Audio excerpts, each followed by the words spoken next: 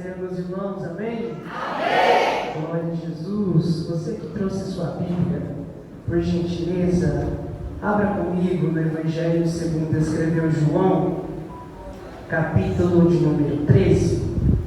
Você que trouxe a sua Bíblia, Evangelho segundo escreveu João, capítulo de número 13.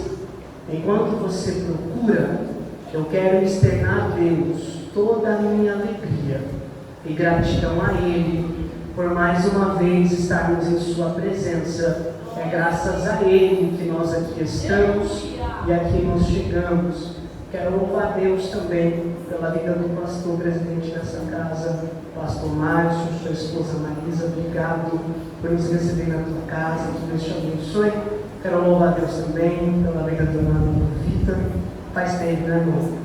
Faz tempo, estamos ficando velho, mas Jesus é bom e tem nos conservado. A Larissa, Deus também abençoe. A todos os irmãos da minha retaguarda, é um prazer dividir a tribuna com vocês. A toda a igreja, é um privilégio adorar a Deus juntamente com os irmãos. A minha esposa que me acompanha, que Deus te abençoe. Meus irmãos, vamos fazer um combinado. Eu prometo ser o mais rápido e objetivo possível. Em contrapartida, eu peço que você não saia antes de encerrar o culto. Pode ser? Amém? Glória a Jesus. Só mais um aviso. Meus irmãos, eu trouxe alguns brigadeiros. No final do culto, se você quiser comprar um chocolate, passe lá na porta que vai ser bênção. Amém? Amém. Amém. Evangelho segundo escreveu João, capítulo 13. Vamos ler a partir do verso de número 19. João 13, 19. Capítulo 13, verso 19. Agora eu vos digo antes que aconteça, para que quando acontecer, creiais que eu sou eu. Na verdade, eu vos digo, quem receber aquele que eu enviar, a mim recebe. E a quem me recebe, recebe aquele que me enviou. Tendo Jesus dito isso, turbou-se em espírito e testificou, dizendo: na verdade, eu vos digo que um de vós há de me trair. Então os discípulos olhavam uns para os outros duvidosos sobre de quem ele falava. Ora, achava-se reclinado sobre o peito de Jesus um de seus discípulos, aquele a quem Jesus amava. Simão Pedro, portanto, acenou para ele para perguntar quem era aquele de quem ele falava. E, inclinando-se ele sobre o peito de Jesus, disse: Senhor, quem é este? Jesus respondeu: Ele é aquele a quem eu der o bocado que eu mergulhei. E quando ele mergulhou o bocado, deu a Judas Iscariotes, filho de Simão. E após o bocado, entrou nele Satanás. Então disse Jesus: o que tu fazes, faze depressa. Ora, nenhum homem na mesa sabia para que intenção lhe falara isso, porque alguns deles pensavam que, como Judas tinha a bolsa, Jesus lhe tinha dito: compra as coisas que não são necessárias para a festa, ou que desse algo aos pobres. E ele então, tendo recebido o bocado, saiu imediatamente, e era noite. Portanto, tendo ele saído, disse Jesus: agora é glorificado o Filho do Homem, e Deus é glorificado nele. Amém? Antes de você se assentar, eu gostaria de orar a Deus mais uma vez. Pai, nós te glorificamos pelo teu amor, pela tua graça. Privilégio único é esse, estar aqui na tua presença, Senhor.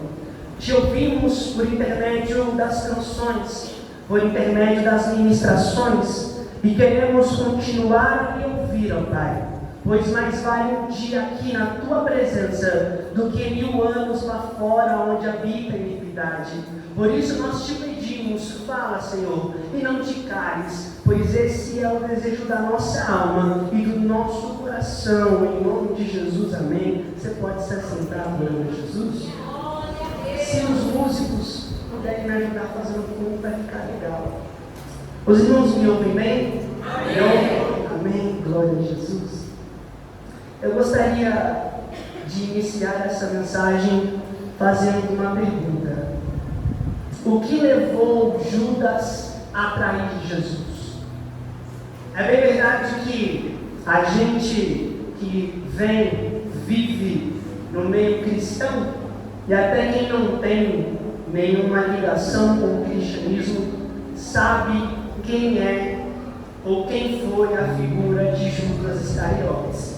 A gente aprendeu desde cedo a olhar para Judas sempre julgando e sempre se colocando numa condição até superior a ele. Alguns dizem: como pode Judas trair Jesus? Como ele pôde fazer tal atrocidade? E nessa noite eu queria falar um pouco sobre Judas e perguntar: será que nós somos tão diferentes dele assim? Me permita tomar um pouco a sua mente e imagine comigo a seguinte ideia: um homem judeu conhece uma mulher judia e eles vão decidir agora se casar. E após o casamento, passa-se um tempo e eles vão agora gerar um filho. E para um judeu, o momento de gerar um filho é algo muito importante. Afinal, a escolha do nome significa muito. Vou te dar um exemplo. No livro de 1 Samuel, no capítulo 3, a partir do capítulo 3, você vai observar que Israel vai entrar numa guerra contra os filisteus e vai perder aquela guerra. Em contrapartida, a arca da aliança, que simbolizava a presença de Deus, vai ser levada. Naquele momento em que Israel perde a guerra, a arca é levada, os filhos do sumo sacerdote Eli vão morrer. Eli, ao receber a notícia, vai morrer. E a sua nora, ao ouvir que o seu marido, o seu cunhado e o seu sogro estavam mortos, ela que estava grávida entra em trabalho de parto. E quando ela sabe que é um menino, ela então coloca o nome de Icabô, dizendo: no dia em que Icabô nasceu, a glória de Deus se foi de Israel.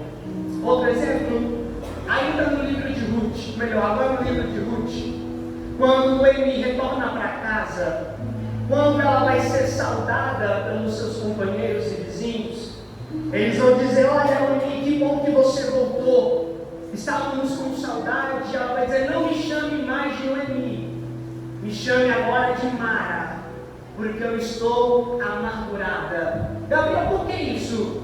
Porque o judeu tinha o costume de sempre que dar um nome para o seu filho, o nome simbolizaria algo profético, ou marcasse um momento. Essa família que eu acabei de desenhar para você, ao saber que vai dar luz ao menino, então o nome vai ser Judá no hebraico, Judas no grego, que significa aquele que louva, aquele que adora. Logo, essa família projeta no menino toda a expectativa de alguém que vai crescer e vai ter a sua vida totalmente entregue a Deus. A Bíblia vai falar que alguém haveria de trair Jesus, mas em nenhum momento ela diz que deveria ser Judas. De fato era necessário que alguém o traísse, mas quem? Ela não disse. Então por que Judas entra na história? Por que ele? Por que não Pedro? Por que não João? Pregador assim, a mente vai longe. Mas pense comigo, Judas, como eu e você, vai crescer no mal, vai criar as suas convicções, vai valorizar os seus princípios. E o cenário que Judas vai viver é em um momento onde Israel está sob domínio do Império Romano. O Império é quem dita as regras, o Império Romano é quem domina. E Judas, como um bom judeu que era, é patriota, é nacionalista. E essa ideia de ter o seu país sendo dominado por outro incomoda. Então Judas vai se aliar a um grupo chamado Iscariotes. Era um grupo rebeldes que lutavam para tentar tirar o império de dentro de Israel. Era um império, ou melhor, era um grupo que, se necessário fosse, até matavam soldados romanos para que o seu plano pudesse ser concretizado. Judas está crescendo, está criando seus valores, está lutando pelas suas causas. Até aqui, nada diferente. Se parece com a gente. A gente luta pelas nossas convicções, pelos nossos sonhos, nossos projetos. É nesse cenário de luta política em que Jesus vai surgir. E quando Jesus surge, ele vai surgir com uma mensagem de libertação.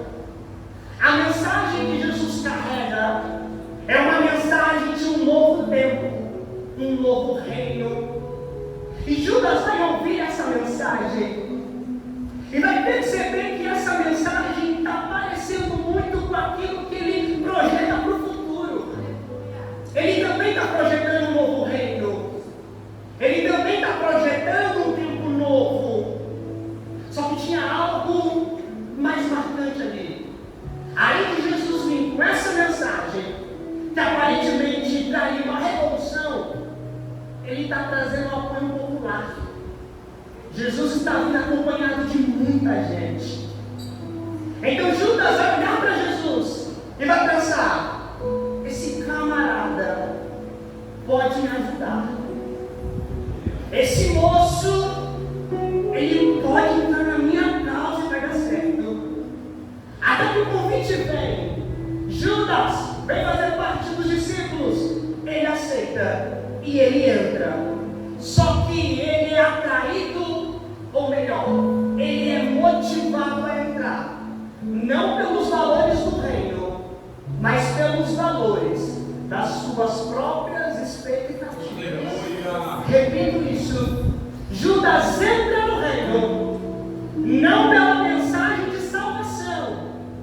Judas entra no reino não pela libertação das almas do inferno. Não. Ele entra no reino para que ele possa ter as suas expectativas atendidas em Jesus. Vocês estão comigo aqui ainda? Não me deixa sozinho, não. Então agora ao encontro. Judas faz parte. Só que ele criou algumas expectativas falsas. Porque a verdade é que Judas não queria, ao fundo, descobrir ou saber de fato qual era a essência da mensagem de Jesus. O que ele queria mesmo era aquilo superficial. Bastava preencher a sua expectativa e para ele estaria tudo certo. E é aqui que mora o problema.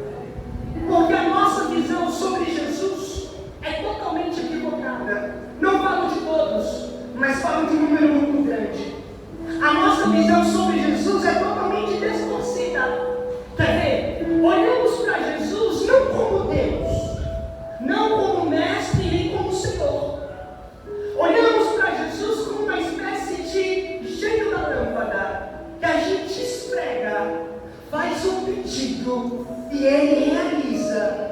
A gente olha para Jesus não como alguém que vai nos salvar, mas como alguém que pode realizar os desejos do nosso coração. Perceba que ouvir a Jesus hoje está sempre condicionado a conquistas pessoais. Quer ver só? Venha a Cristo e Ele vai mudar a sua vida. Essa vida de pobreza vai ser mudada. Venha a Cristo e Ele vai restaurar os seus sonhos. Venha a Cristo, Ele vai cumprir com aquilo que te prometeu. Venha a Cristo e aquilo que você tanto orou vai se realizar. Perceba, somos atraídos a Jesus, não pelo Cristo na cruz, mas pelo Cristo que realiza os desejos. Aí você se pergunta, Gabriel, qual o problema? O problema disso tudo é que Jesus não tem nenhuma responsabilidade, nenhum dever em realizar coisas que Ele não disse que faria. O problema disso é que Jesus não tem compromisso nenhum com as emoções que eu crio dentro de mim. Vocês estão comigo? Não me deixa sozinho, não, aleluia. É que a gente olha para o Evangelho e espera receber algo em troca. Só que a salvação deixou de ser atrativa. A salvação deixou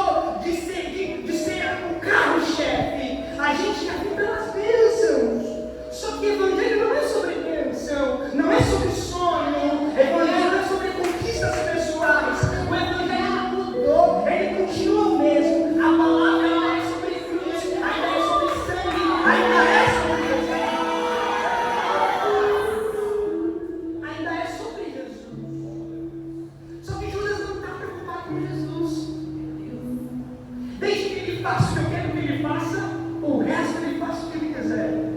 Mas a mensagem não mudou.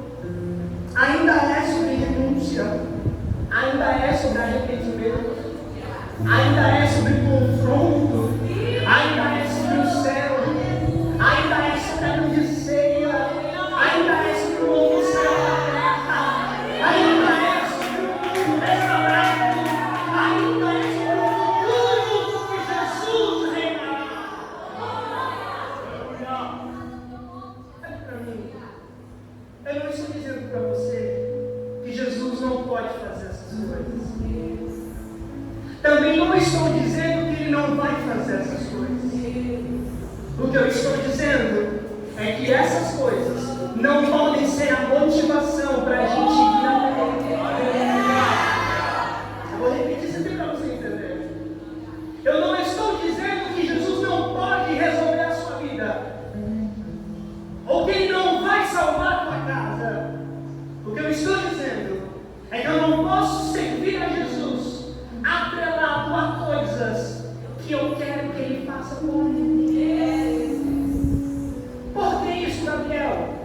Porque Judas criou expectativas que ele gerou dentro dele, das quais Jesus nunca falou sobre.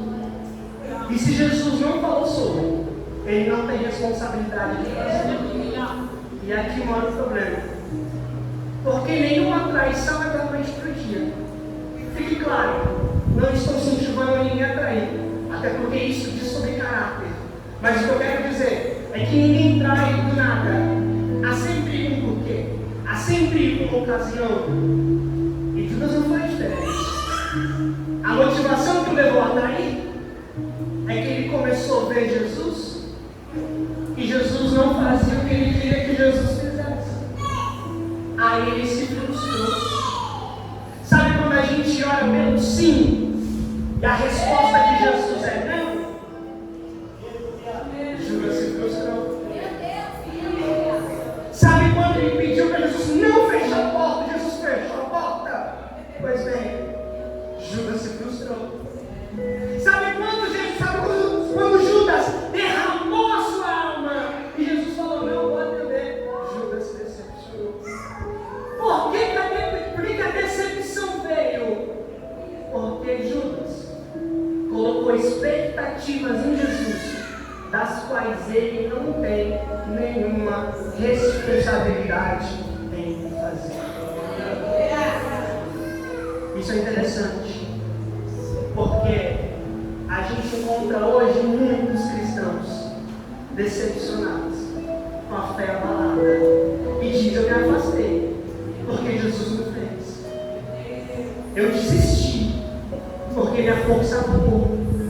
Aí tu conversa um pouco, e o pastor sabe, liderança sabe o que eu estou falando, tu percebe que, filho, tu está atrelado às coisas daqui, nunca vai dar certo, não vai funcionar. Olha só, Jesus era conhecido por fazer milagres. Então, aonde ele estava, a multidão ia, porque queria. Mas um dia, no seu sermão, não teve milagre. Naquele dia não teve. Naquele dia teve ensinamento.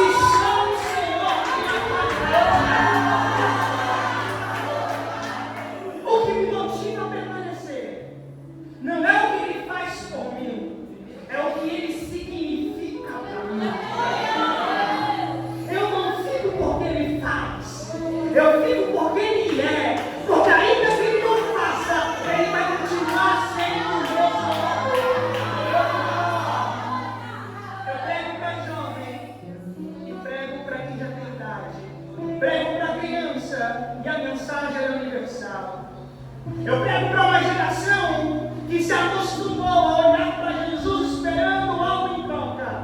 Mas hoje, a única coisa que Cristo tem para me oferecer é a salvação. Se você enxergar que vale a pena, é aceito. Mas se você não quiser, eu lamento profundamente. Mas salvação custa caro demais. Então entender isso vai me fazer permanecer quando as coisas não caminharem conforme eu quiser. Gente, você como eu, tem tanta coisa que eu queria que Jesus fizesse. Tem tanta oração que eu já fiz e ele não respondeu. Tem tanta coisa que dava para ele fazer, era só ele fazer, eu não quis. Só que ele sabe o que eu não sei. Ele vê o que eu não vejo. Ele escuta o que eu não escuto. E mais vale para mim ouvir Deus dizer não do que eu ouvir Deus dizer nada. Eu vou repetir aqui para você entender. Mais vale para mim estar aqui e sobre cada petição Deus falar não, do que eu sair daqui e Deus não falar nada. Nem que for para repreender, eu peço Jesus. Nem que for para falar não, Jesus fala. Nunca será sobre o que ele pode fazer. Sempre será pelo que ele é para o seu povo.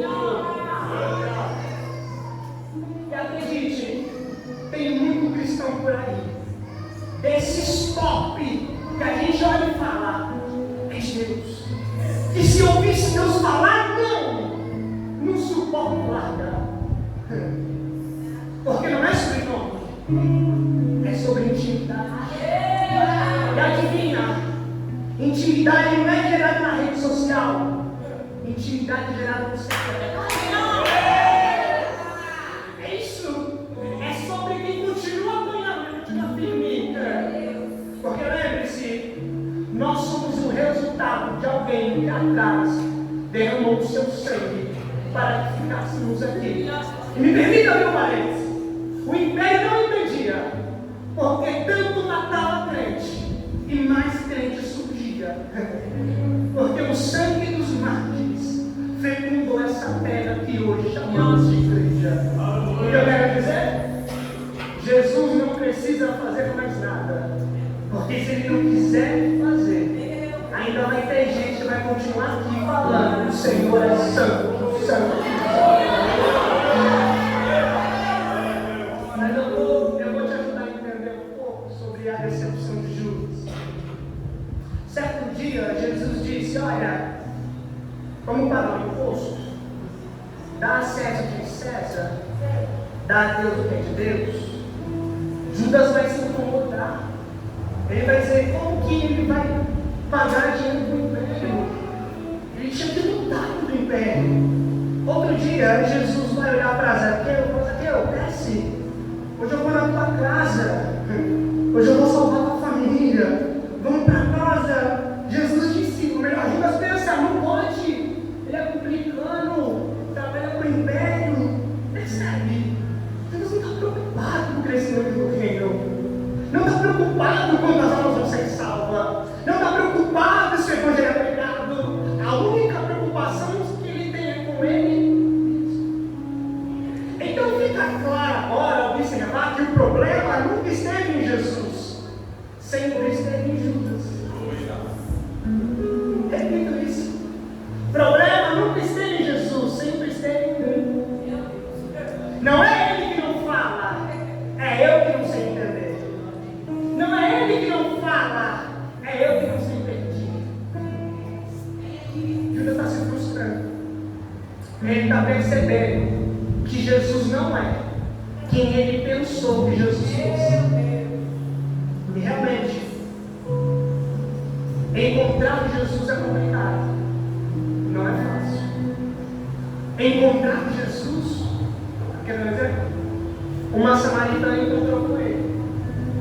Conversa vai, conversa vem, ele revela o pecado dela. Ele fala, disseste bem, porque você não tem marido, e o que você tem não é seu.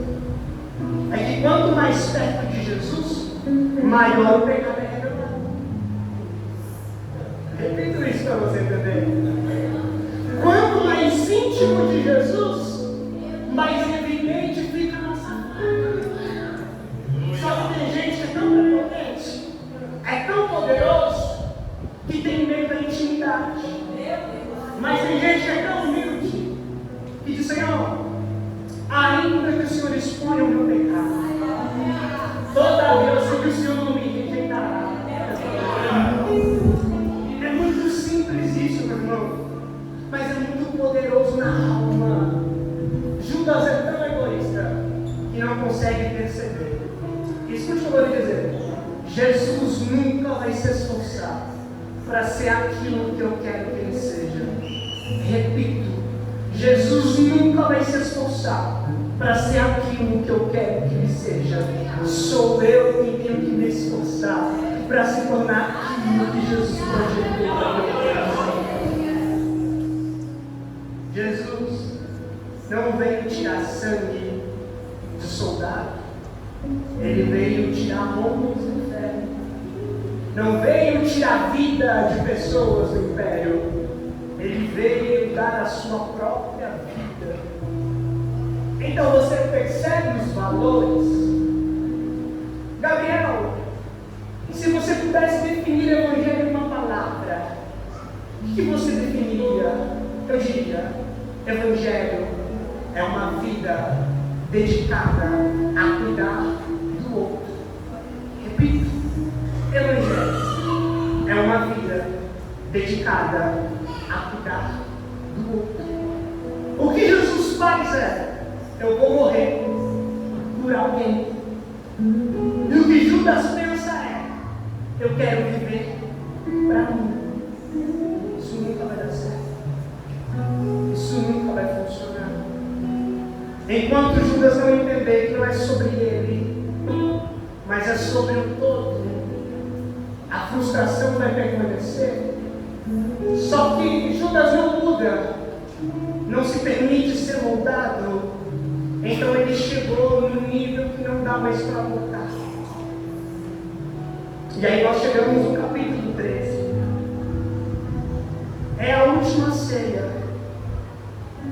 É uma quinta-feira à noite. O clima está pesado, porque Jesus já veio falando sobre o céu, sobre o inferno, revelou que estava chegando a hora da cruz. E Jesus sabe que é o último encontro, é o último momento. Depois disso, depois da ceia, não vai ter outra pregação. Depois da ceia, não vai ter outra palavra de ânimo. Depois da ceia, é cruz. Então Jesus sente a necessidade de aplicar uma última lição aos seus discípulos. Eu fico pensando, pastor, que se eu soubesse que certos tipos de encontros seriam os últimos, eu teria feito diferente. Eu teria falado algo marcante. Se eu soubesse que era despedida, eu teria feito algo para marcar. Jesus sabia. E por isso ele faz algo diferente. Entra na casa e há um falatório. Eles entram, cada um passa na mesa, senta e começa a comentar. Jesus observa que todo mundo entrou, já se assentou, eles estão falando. Então Jesus vai tomar consigo uma bacia, uma toalha, e vai pegar água. Eles estão conversando, o assunto devia ser bom, eu nem te conto o assunto, entendeu? Eles estão conversando, Jesus pega a água, pega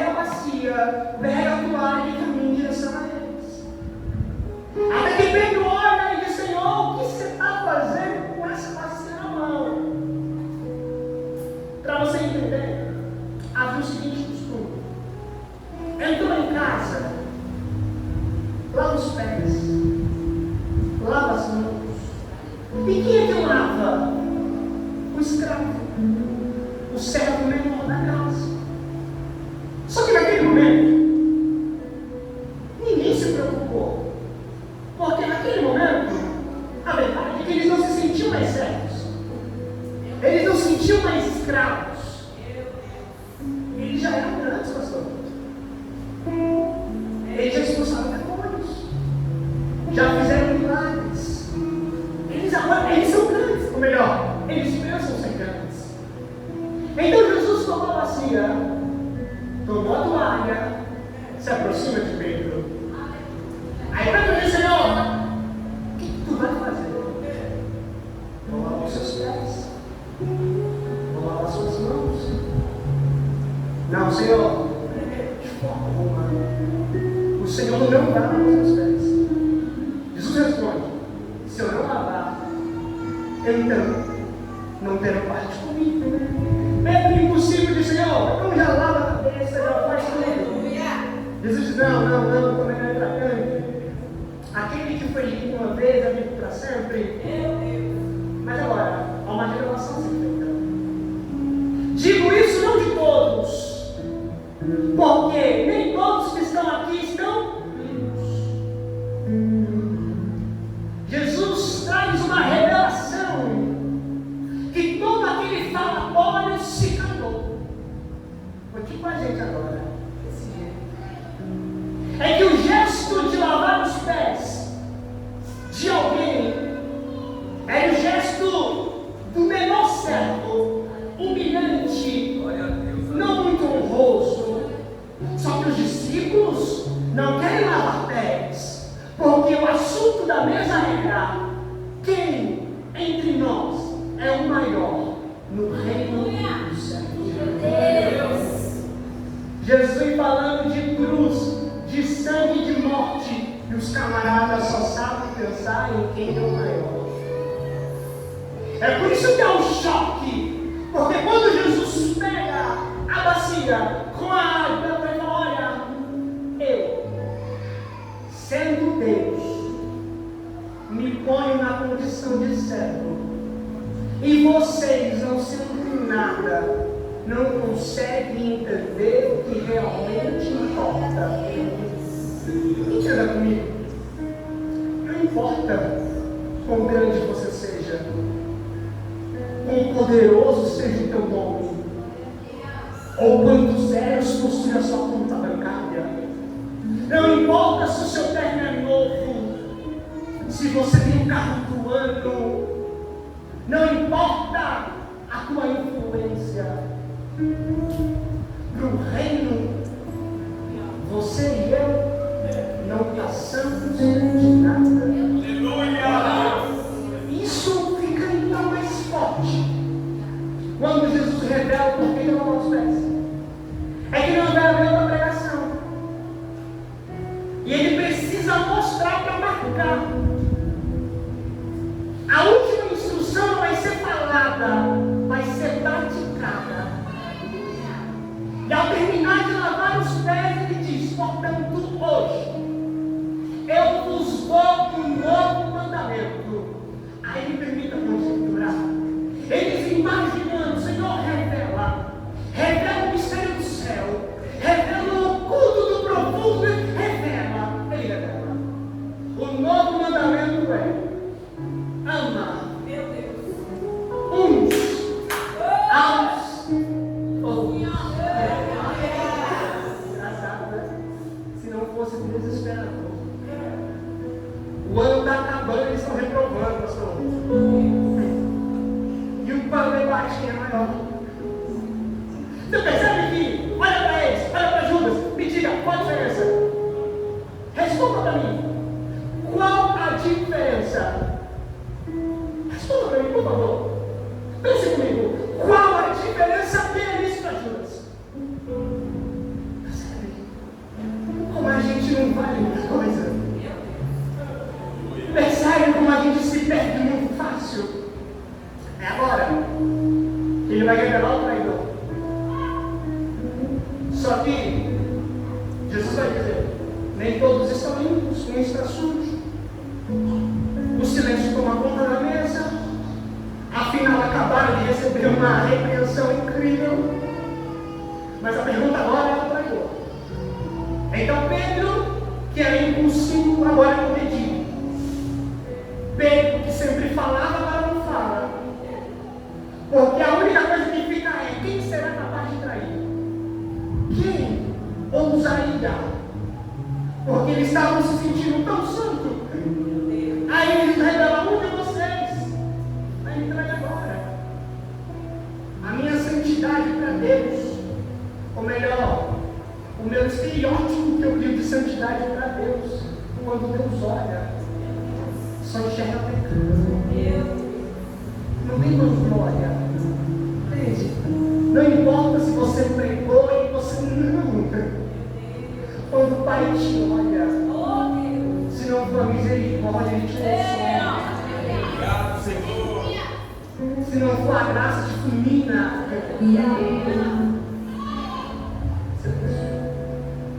Pedro olha, cutuca João, pergunta para ele quem é o traidor. João está deitado ao peito de Jesus. Meio sem jeito, ele vai perguntar: mestre, diga para nós, quem vai trair o Senhor? Talvez até esperasse para grudar o traidor ali no vestibular. Jesus vai revelar o traidor. Aquele a quem eu der o bocado molhado, esse será o traidor. Não sei se você consegue imaginar a cena, mas vamos juntos. Há uma mesa posta,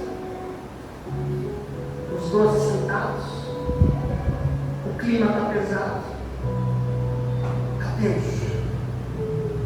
Jesus vai revelar o traidor. Depois de 3 anos e meio, enfim, a máscara vai cair. Porque ninguém consegue sustentar uma mentira para sempre. Vou repetir isso aqui para mim, galera. Ninguém consegue sustentar uma mentira para sempre. Ninguém consegue ser agente duplo o tempo inteiro. Uma hora a conta fecha. E o que fica é o saldo do que se fez. Se durante 3 anos e meio Judas foi mentiroso, chegou a hora de expor. Na mesa as máscaras caem. Na mesa a verdade é revelada. Na mesa da ceia, na comunhão, não tem espaço para atrito, a revelação é feita. A primeira revelação é: vocês não são nada. Estão se preocupando com o reino e nem chegaram lá. Recebam vocês aqui. Agora Judas. Entrega Judas a comida. Judas come. E se você observar no texto, não acontece nada. Perguntaram: quem é o traidor? Ele disse: aquele a quem eu entregar a comida. Judas recebe, mas ninguém faz nada. Há algo interessante aqui. Há um costume, ou havia um costume em Israel, que se eu te recebesse na minha casa e você fosse para mim muito querido, você fosse para mim alguém de extremo valor, na mesa eu ia te servir na boca para mostrar para todo mundo que estava lá que você é amado. Eu quero dizer que isso já peguei. Vitor, eu disse que a mesa revela o traidor. 3 anos e meio mentindo, 3 anos e meio enganando a si próprio. Mas Jesus precisa dar a última instrução. Já tratou com 11, falta para tratar com 1. Só que para esse 1 é diferente. Para esse 1 é especial o tratamento. Alguém que citou: aquele que deixa as 99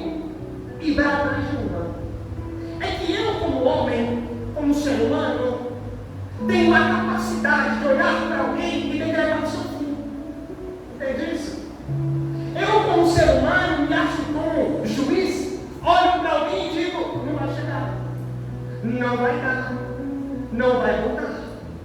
Porque a gente, como ser humano, se põe na condição de juiz. A gente, como ser humano, se põe na condição de apontar e decretar o fim. Mas ainda tem Jesus. Porque Jesus sabe que Judas vai cantar. Jesus sabe que a entregar comida, ele vai levantar e vai procurar os pés. Ele sabe que a entregar comida e o camarada vai sem pensar duas vezes. Eu não consigo pregar essa mensagem e não ficar com a alma atribulada. Porque eu não sei você, mas eu olho para Judas e me enxergo nele. Não há nada em mim que eu pudesse falar, Senhor, é por isso que o Senhor me escolheu. Não tem nada em mim que justificasse o privilégio de estar aqui essa noite. Não tem nada. Porque não é uma, não duas, mas quantas e quantas vezes, ao levantarmos da mesa, fizemos igualmente. Vendemos, traímos. Ele foi 30 moedas de prata. Alguns o vendem por uma ficada, por uma noite, por um esquema. Só que com tudo isso, a lição que Jesus aplica é firme e constante. Mesmo Jesus sabendo que Judas vai levantar a mesa e vai embora da praia. Está vendo? Me permita conjecturar. Jesus vai dizer o seguinte: conjectura, tá? Judas, eu sei que acabou. Chegou ao fim, né? É isso. Eu vou para a cruz. Você vai me trair. Está escrito, não é verdade? E você decidiu não me amar. Não tem problema. Eu sei que não adianta nada que eu fizer aqui agora, como homem, vai mudar. Você vai. Não é verdade? Você já colocou na sua cabeça que ao sair do culto você vai para outro lugar. Você já projetou na sua vida que se Deus não fizer tal coisa, você vai largar. Você já decretou, na verdade? Você já estipulou e falou o prazo deu. E alguns até dizem, ó, não há nada que vá fazer mudar de ideia. Pois bem, Jesus não quer fazer Judas mudar de ideia. Porque precisa acontecer, pastor. O que Jesus quer de Judas não é que ele mude de ideia, é que ele sai de lá sabendo uma coisa. Ele pode até sair para vender, mas sai sabendo que foi amado. Você não pegou isso aqui, não? Você pode até sair para trair, mas sai sabendo que em 3 anos e meio eu fui teu pai. Você pode até sair para me trocar, mas sai sabendo que diante de toda a mesa eu não te olhei como traidor, mas te olhei como amigo. Conclusão da história. Adivinha? Ele foi tão longe que não teve como voltar. Ele vende, vai sentir o remorso, principalmente quando olha Jesus ao pé do monte. Jesus o avista e diz: a quem vieste, meu, o que eu sou não muda, porque ele é comigo. Paulo diz sobre isso: ainda que todavia eu seja infiel, todavia ele permanece. Encerra aqui. Porque para Judas não houve uma segunda chance, houve uma nova oportunidade. O fim dele foi um penhasco, e a triste história de alguém que não soube amar. Mas ainda bem que para nós ainda resta a misericórdia do Senhor. Ainda bem que para nós o Senhor olha com um olhar de amor, que mesmo sabendo o nosso estado atual, decidiu nos dar a chance de se achegarmos a Ele. Faço duas observações e termino. A primeira, entenda que o que Deus te oferece é eterno, mas não vai lhe agradar 100%. Repito, o que Deus te oferece é eterno, não é passageiro, não é momentâneo. O que Deus te oferece é a eternidade, sem dor, sem culpa, sem choro. Mas vai te custar tudo que você tem, todos os teus sonhos, todos os teus projetos vão estar sobre o altar dele. E não quer dizer que ele não vai fazer, quer dizer que se estiver nos planos dele, acontece. Mas se não tiver, não acontece, está tudo bem, porque você vai vir querer a eternidade. E as coisas daqui vão passar, mas a eternidade não vai. A eternidade é uma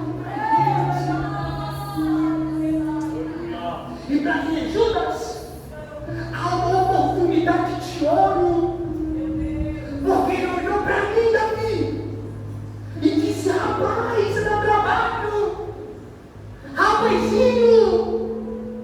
Todo mundo já decretou seu fim. Mas rapaz, se tu quiser, eu te aceito como filho. Há um convite para nós nessa noite. Gabriel, eu tenho 30 anos de igreja, não importa o que você tem. Não importa. O que importa é como está o teu coração hoje, agora. Está como? Responde para mim. Gabriel está frustrado. Porque eu esperei de Deus uma coisa e Deus fez outra. Não tem problema. O nosso Deus é especialista em restaurar o coração. E quando eu digo isso, não é que vai restaurar até realizar os teus sonhos, não. Realizar os sonhos dele. E te conto um segredo que Isaías escreveu. Os sonhos do Senhor são muito maiores que os nossos sonhos.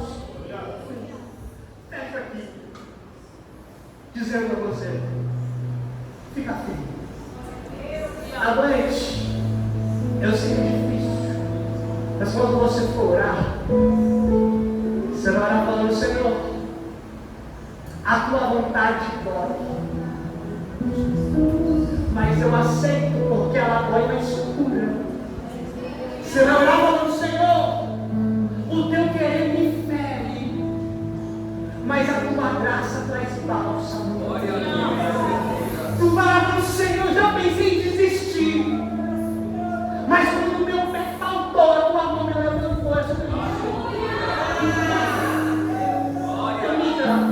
Eu não sou disso, não me permita. Levanta a tua mão, eu quero profetizar a sua vida. Levanta a tua mão, eu não sou disso, eu estou graça do Senhor. O Senhor vai te dar força para permanecer firme e entender que os propósitos do Senhor são maiores do que aquilo que nós sonhamos. Eu vejo Deus curando alma nessa noite. Tem uma cura do Senhor aqui nessa casa. É interessante porque quanto a isso, eu sou bem acometido, mas eu sinto Deus curando o coração. Tu vai entender que doeu, feriu, mas o Pai te constrangeu. Nessa noite o Pai te constrangeu. Sabe o que foi mais lindo? Ele não precisou te vender nada. Ele só disse: vem, que a eternidade te espera. E você sedento vai correr para o Pai E vai dizer, fácil não foi, mas o Senhor me preservou. Amém, irmãos? Que Deus abençoe.